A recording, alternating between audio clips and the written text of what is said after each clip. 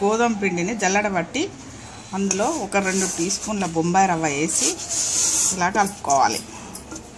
పూరి చేసుకునే విధానం.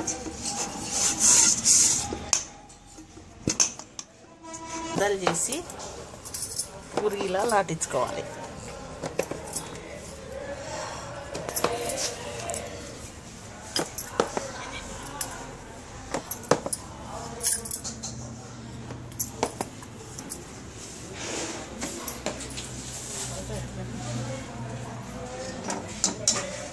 నూనె పెట్టుకొని నూనె వేడెక్కాక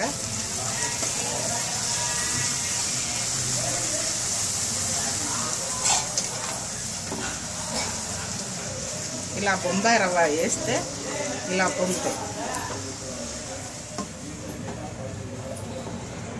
పూరీలో రెడీ.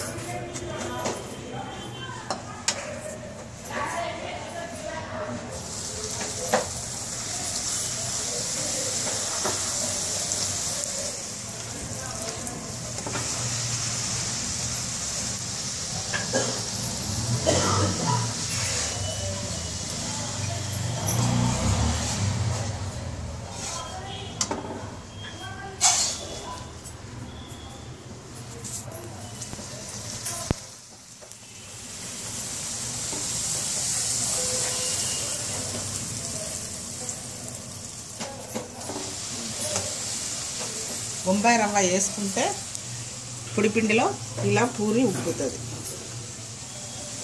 అదే పూరీలు రెడీ. గోధుమ పిండి పూరీలు.